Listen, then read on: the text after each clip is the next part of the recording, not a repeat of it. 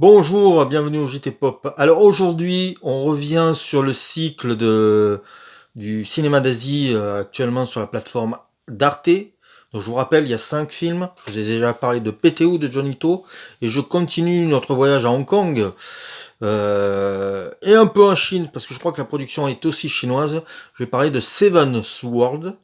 Excusez-moi, hein, moi mon anglais est toujours approximatif. De Tsuark. Alors Tsuark, dans les années 80, quand il démarre, il fait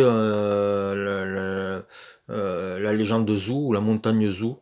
Et on l'appelle le Spielberg chinois, le Spielberg hongkongais. Il va enchaîner des films les plus fous les uns que les autres. Et puis il va arriver, ce qui arrive malheureusement, c'est qu'il va prendre un bide. Il va prendre un bide peut-être avec son chef-d'œuvre en plus. Ce qui est étonnant, c'est The Blade. Et donc il y a la rétrocession de Hong Kong à la Chine après avoir été sous bannière anglaise, et donc il décide de faire des films aux États-Unis. Il va faire 2 films avec Jean-Claude Van Damme, pardon, Un piège à Hong Kong et j'ai oublié l'autre titre avec Dennis Rodman, Double Team, voilà. Qui vont pas avoir des bonnes critiques, qui vont pas être des gros succès non plus. Et donc il retourne dans son pays, parce que c'est comme ça que marchent les États-Unis, hein. Si ça marche pas, vous rentrez chez vous.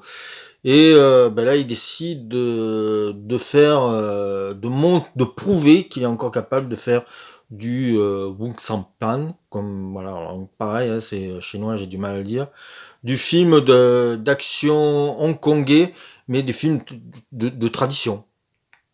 Donc, il a de la chance, il a les moyens. Il faut dire qu'il avait fait avant Time and Tide qui avait marché. Et donc, il a les moyens et il décide de montrer toute sa créativité dans ce genre-là. Euh, le scénario est basique. Enfin, il est basique. Disons que le scénario est difficilement compréhensible. Le problème vient que il a tourné pour faire 4 heures de film. Sa créativité est allée au-delà de ses espérances et du coup, il s'est tellement amusé, il a tellement voulu montrer de choses que sur un métrage, c'était compliqué. Et donc le film, c'est Seven Sword. Le scénario est donc imparfait puisqu'on ne peut pas avoir une vision globale du film, puisque nous n'avons malheureusement qu'une version de 2h30. Spectrum, l'éditeur vient de le sortir, ou va le sortir, je crois qu'ils ont eu des problèmes, mais bon, il est prévu de sortir dans une copie. Si c'est la copie que diffuse Arte, c'est une copie d'une beauté, mais incroyable. Alors, qu'est-ce que ça raconte? Alors, je vais résumer, mais à gros traits, hein. C'est l'histoire. Disons que l'empereur a décidé de tuer tous les combattants d'arts martiaux. Donc, comme ça fait beaucoup, il engage des mercenaires, et les mercenaires, pour se faire payer, découpent des têtes. Voilà.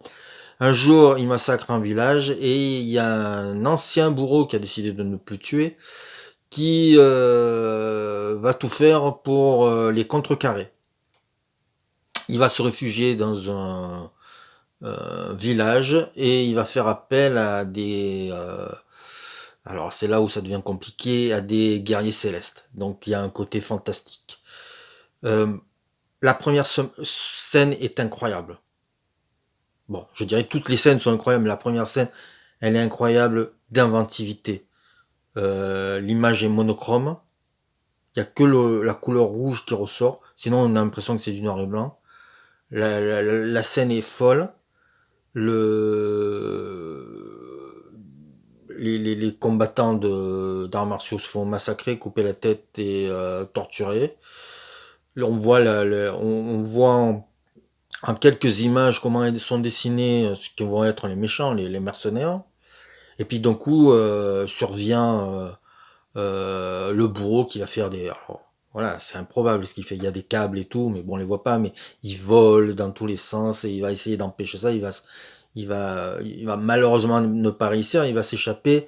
On va le poursuivre. Et là, d'un coup, la couleur de la nature vous explose à la figure. C'est d'une beauté.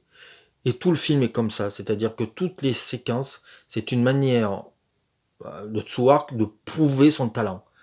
Il est tellement créatif que ça devient. Alors le film est épuisant, il fait 2 heures et demie.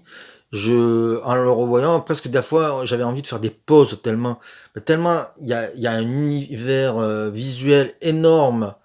Il y a tellement de choses à voir, à suivre, que ça devient de la concentration pour pouvoir permettre de voir tout ce qui se passe à l'écran. C'est incroyable, tellement c'est virtuose, tellement c'est jouissif et jubilatoire.